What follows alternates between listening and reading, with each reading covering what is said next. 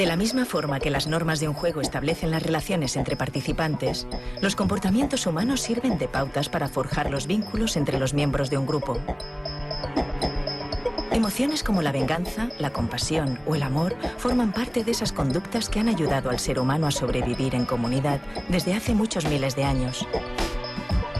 Hoy, en redes, veremos que incluso la moral es una herramienta heredada biológicamente para consolidar una sociedad. Punset visita a Mark Hauser, psicobiólogo de la Universidad de Harvard. Desde una perspectiva multidisciplinar que abarca la neurobiología, la psicología, la antropología y la lingüística, Hauser defiende la existencia de unos principios morales universales que rigen nuestras decisiones y juicios a la hora de distinguir el bien y el mal.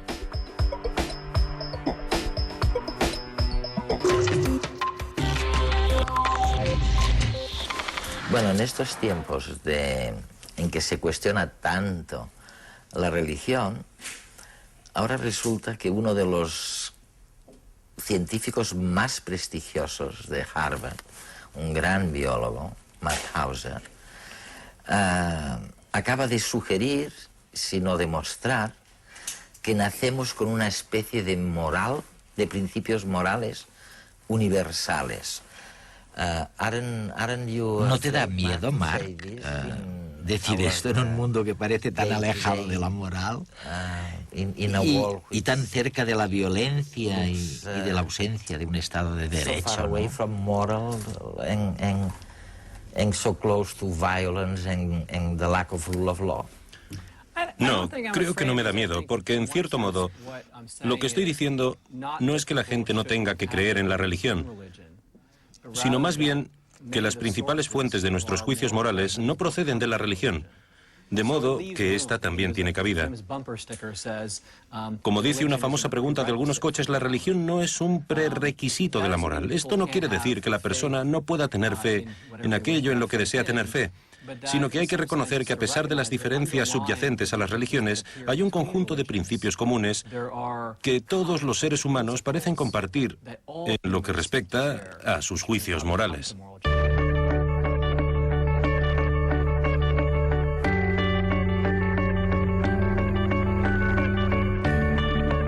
Todo ser humano llega al mundo con unas capacidades de convivencia, tiene capacidades de solidaridad, de agresividad, de competición, de ayuda, y todas ellas le sirven para sobrevivir. Entonces, todas estas capacidades se pueden hacer surgir con un simple juego de pelota.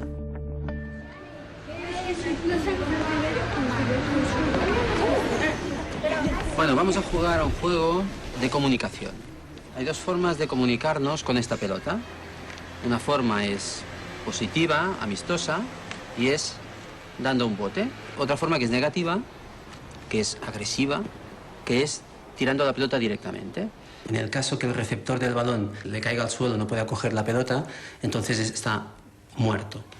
En esa situación se tiene que sentar en el suelo y esperar a que le llegue el balón de algún compañero que se la vuelva a pasar o que él pueda recogerla por un rebote perdido. Gana el niño que consiga estar de pie cuando todos los demás están sentados en el suelo. Para dificultar un poco más la actividad, vamos a poner a 3 personas con discapacidades, uno sin poder usar una mano, el otro con los pies atados y un tercero con los ojos cerrados. Empieza él. Venga, cuando queráis.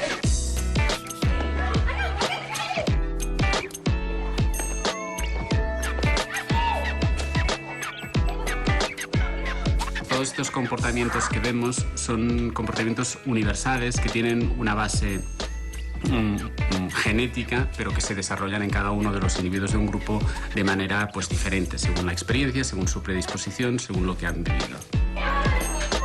¿Qué harán los niños en el campo de juego? ¿Se ayudarán? ¿Se traicionarán? ¿Tendrán compasión de los más débiles? ¿Se vengarán unos de otros? Las conductas más universales se reflejan en la simplicidad de este experimento.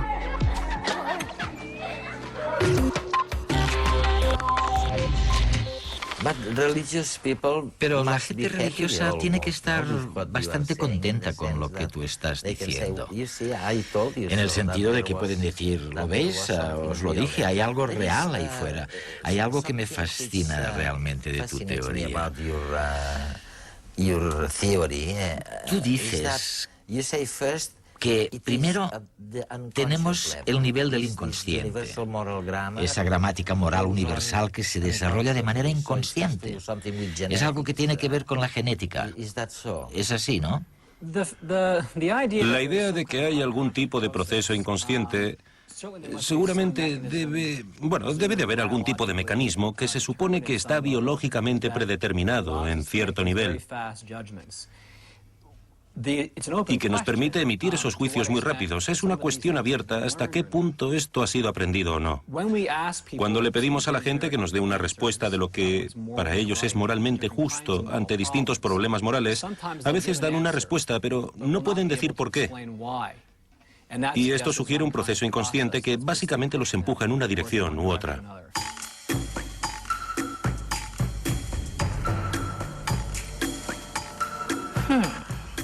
¿Por qué nos es a veces tan difícil explicar la razón de nuestros actos? Reaccionamos a menudo en nombre de la moral, de la justicia, de la solidaridad. Pero en realidad, apenas conseguimos razonar nuestras decisiones.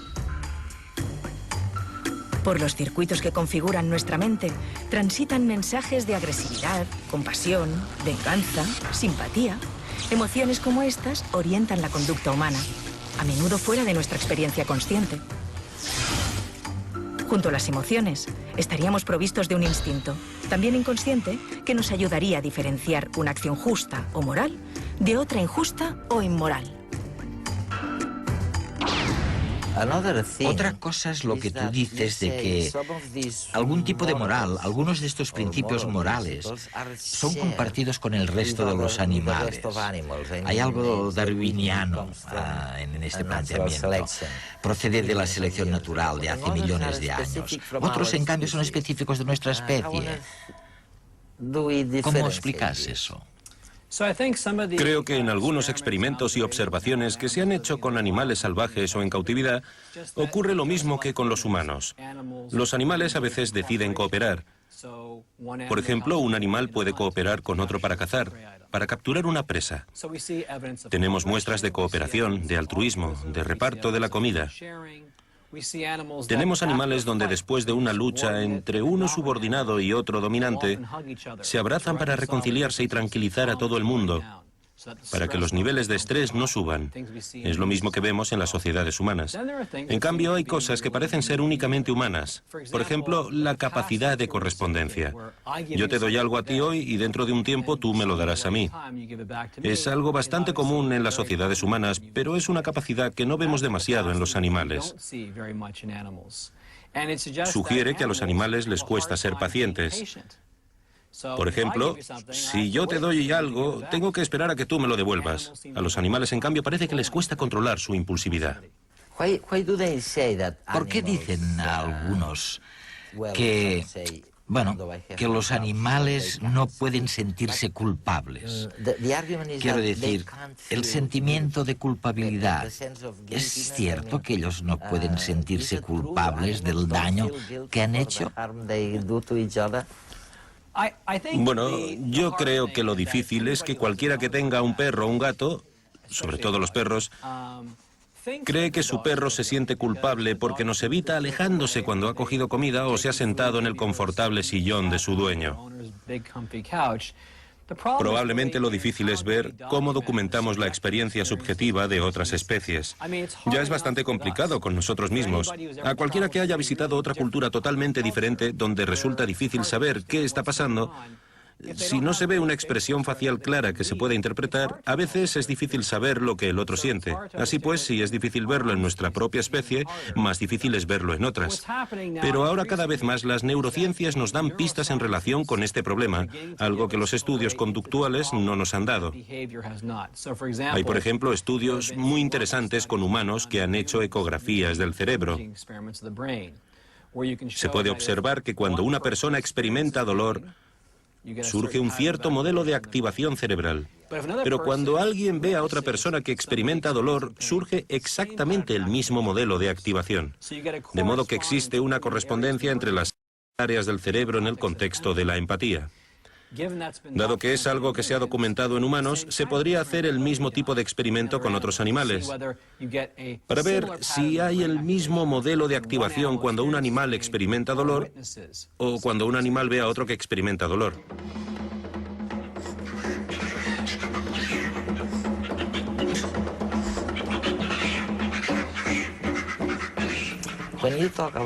Cuando tú hablas de ciertos componentes básicos en los animales compartidos con nosotros, resulta que uno de esos componentes tiene que ver con el lenguaje. Cuando hablas de ese instinto moral universal, es algo muy parecido, ¿no? ¿Cómo lo relacionarías una cosa con otra? ¿Lo que ocurre con el lenguaje es similar con lo que ocurre con la moral, con esta moral universal? Bueno, la idea básica es que cuando Chomsky propuso la teoría por la cual se hizo famoso, la idea principal era la siguiente. Si nos fijamos en la adquisición del lenguaje en el niño, los estímulos que recibe son escasos comparado con las generalizaciones que hace. Es lo que Chomsky llama el problema de Platón. Como resultado, tenemos que inferir que el niño ha nacido con cierto tipo de capacidades innatas, en palabras del propio Chomsky, que le permiten hacer crecer el lenguaje, no aprenderlo, sino hacer crecer como, por ejemplo, nos crecen los brazos. Por ejemplo, hay una maduración biológica muy fuerte de los factores que preparan al niño para el futuro y que forman parte de lo que significa ser humano. Estos principios generales, o en este caso la gramática universal, forman parte de nuestra especie. Esta forma de pensar es una forma muy típica de pensar en la moral, porque al final todos los niños adquieren un sistema moral. ¿Cuál? Depende de su cultura, pero en todas las culturas parece haber ciertos tipos de principios que son universales.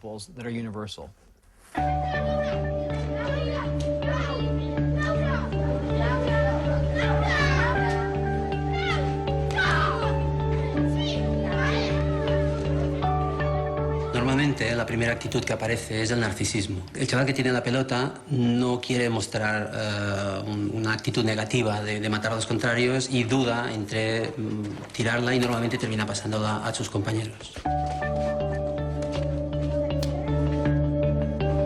La actitud del narcisismo también la podemos ver en la cola de un autobús, por ejemplo, en donde todo el mundo respeta su turno porque no quiere demostrar que es egoísta y pasa el primero, y aunque pierda el turno, pues se espera. Otra actitud que normalmente se da es la actitud de empática, que se refleja en el hecho de que un niño que ha estado muerto y ha recibido la ayuda de otro, a su vez, cuando él está jugando y ve a otro que está en su misma condición, pues intenta ayudarle para que pueda jugar. Eso se ve perfectamente cuando paseamos por nuestra ciudad y vemos a un turista que está mirando un mapa perdido sin saber dónde está. Habitualmente, si tenemos algo de tiempo, nos paramos y le explicamos al turista por dónde tiene que ir. Con la introducción de algunos niños con discapacidades provoca que sus compañeros muchas veces intentan ayudarles. Es una forma de ser compasivo con ellos.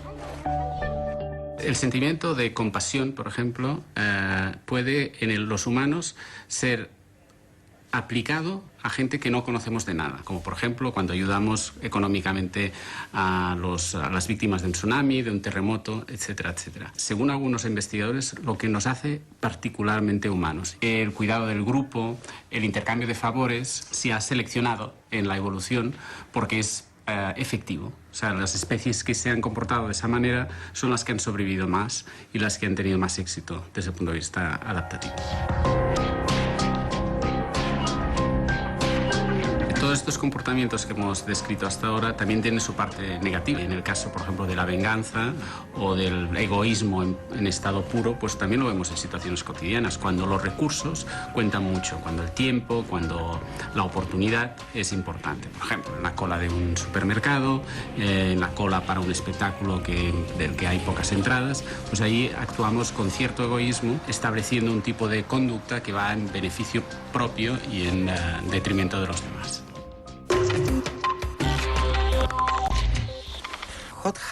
¿Qué ocurre con esos famosos principios que llamamos de anclaje, que inducen a la gente a seleccionar un punto concreto, como moral, como lícito, y no otro punto. Quiero decir, no hay nada muy fundamental en esta elección. Pueden elegir esto o lo otro, pueden elegir lo mismo pensando que es moral, pero ¿en virtud de qué? Mark, en virtud de qué no lo sabemos muy bien. Es una cuestión abierta. ¿Hasta qué punto tenemos la opción de elegir? Por ejemplo, en muchos países de Oriente Medio, como Jordania o Palestina, etc., si un hombre descubre que su mujer ha tenido relaciones sexuales con otra persona, será asesinada. Son los crímenes de honor. Ahora bien, en Oriente Medio, las personas encargadas de cometer estos crímenes no son los maridos, sino los familiares de esas mujeres, su madre o hermanas. En este país, en los Estados Unidos, especialmente en el sur, donde todo empezó, si un hombre descubre a su mujer en la cama con su amante, es su responsabilidad. En ambas culturas hay una violación del vínculo marital. Pero ¿de quién es la responsabilidad? Eso depende de cada cultura. Por lo tanto, la idea básica es que la gramática universal y la gramática moral universal son principios abstractos en cuanto a su naturaleza cooperativa o dañina.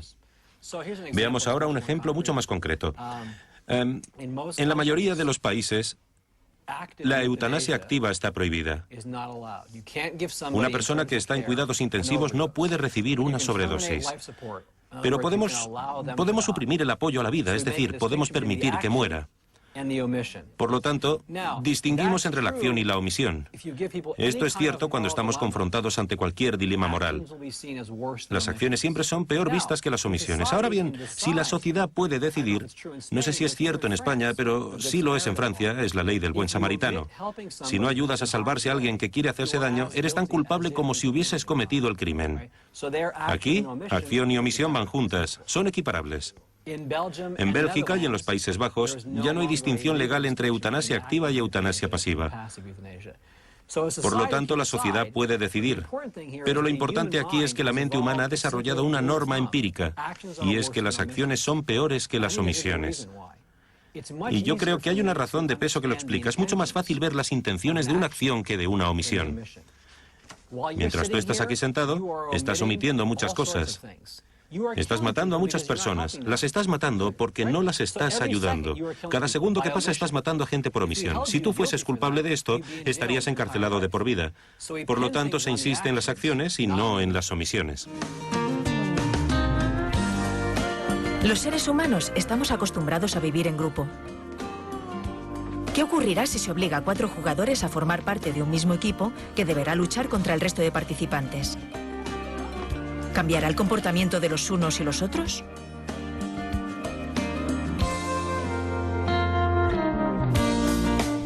Bueno, ¿cuándo creéis que habéis matado más? ¿La primera vez que hemos jugado, que no había equipo? ¿O ahora que había ido? Ahora. Ahora sí. Por ejemplo, yo te he visto a ti, que eres el primero que ha empezado siempre. Yo te he dado el balón la primera vez. ¿Y qué has hecho la primera vez? Cuando hemos empezado. No, lo he pasado yo. ¿La has pasado? ¿Sí? ¿Y por qué ahora sí y antes no? Porque ahora hay más rivalidad porque hay 4 personas que están dentro de un equipo y vamos más a por matar. Y entonces, ¿vosotros pensáis todos que han sido más agresivos los que iban en equipo que el resto? No. ¿Sí, igual de agresivos? Sí, porque los demás íbamos como También un poco como un con equipo. equipo. ¿Ah, sí? Sí. ¿Qué equipo? ¿Todos los demás? ¿Todos? Creo que los demás también, como eran un equipo contra todos nosotros, pues nosotros los que no éramos de equipo, nos hemos hecho como un equipo, pero sin decir nada, pero íbamos a por ellos y nos la pasábamos para matar más. En este caso aparece claramente una actitud de prejuicio. Los jugadores que forman parte de un equipo se deben a sus compañeros, con lo cual tienen tendencia a mostrarse más agresivos para evidenciar su capacidad dentro del grupo. El resto que no forman parte no son un equipo oficialmente, se agrupan también en equipo para ayudar a combatir al enemigo superior. Este sentimiento de grupo se puede incluso generar en ausencia de condiciones para considerar un grupo objetivo, como por ejemplo puede ocurrir que se genere de manera espontánea cuando viajamos como turistas y nos sentimos parte del grupo de españoles o del autobús azul, etc. Normalmente este sentimiento es uno de los más potentes de nuestra especie. Los sentimientos que nos unen hacen que todo lo que hacen los grupos contrarios nos parezca mal, independientemente de si objetivamente llegaríamos a considerar que es bueno o es malo. Es tan intenso que es posible incluso conductas agresivas, realmente violentas, de la parte del grupo al que pertenecemos contra los demás, aunque con personas, individuos a los que no conocemos y con los que no mantendríamos ningún tipo de relación. Por ejemplo, con los disturbios que hubo en Los Ángeles en el año 92, cuando no se condenó a unos policías que habían apalizado a un miembro de la comunidad negra. Pues bien, los disturbios que ocurrieron, las palizas que se realizaron contra los miembros de la raza blanca que se encontraban por la calle, responden a este sentimiento de grupo de injusticia. La ciencia explica cada vez mejor los orígenes de nuestras conductas más innatas. Y eso no es todo. Un sencillo juego puede ayudarnos no solo a entender cómo somos, sino a enseñarnos las ventajas y los inconvenientes de nuestro comportamiento hacia los demás.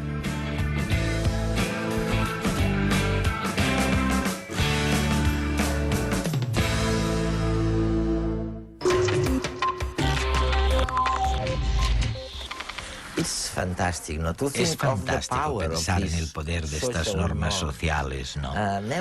Los neurólogos ahora dicen que el cerebro decide en función de las creencias y no de lo que vemos. No decidimos en función de lo que vemos, sino de nuestras convicciones. Increíble. ¿Tú qué piensas? ¿Cómo podemos enmarcar todo eso con la moral universal de que hablabas? Innata.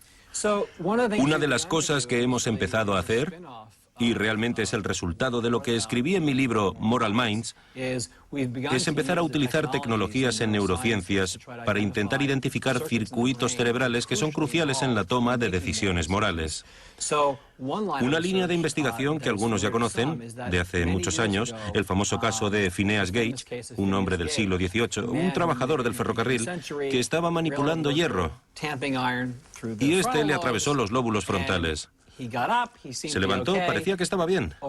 Con el tiempo, perdió todas sus funciones sociales. Como han descrito los neurólogos, entre ellos Antonio Damasio, parece que cuando esta parte del cerebro, el lóbulo frontal, está dañado, perdemos una conexión entre nuestras emociones y nuestra toma de decisiones. Aunque todo esto parece cierto, resulta que cuando estamos confrontados a dilemas morales, para cierto tipo de problemas morales, esta zona es muy relevante, pero para otros muchos no lo es. Lo que sugiere es que para algún tipo de problemas morales, las emociones parecen ser irrelevantes. Se pueden tomar decisiones basándose en lo que alguien creyó, en lo que alguien intentó. Y parece que las emociones no desempeñan ningún papel. Pero cuando surge un dilema, cuando la acción causa daños a uno pero beneficia a muchos, surge el conflicto.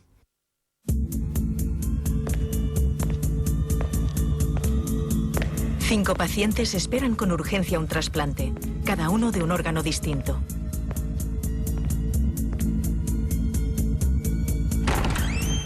Entonces, un individuo en perfecto estado de salud llega al hospital a hacerse un análisis de sangre. ¿Mataríamos a este individuo para recuperar sus órganos y salvar la vida de los 5 pacientes a la vez? Puedo matar a una persona y salvar a 5. En tal caso, estos pacientes con el lóbulo dañado prefieren salvar a los 5. La repugnancia del daño no tiene demasiada importancia y se hace realidad el mayor bien en sentido utilitario.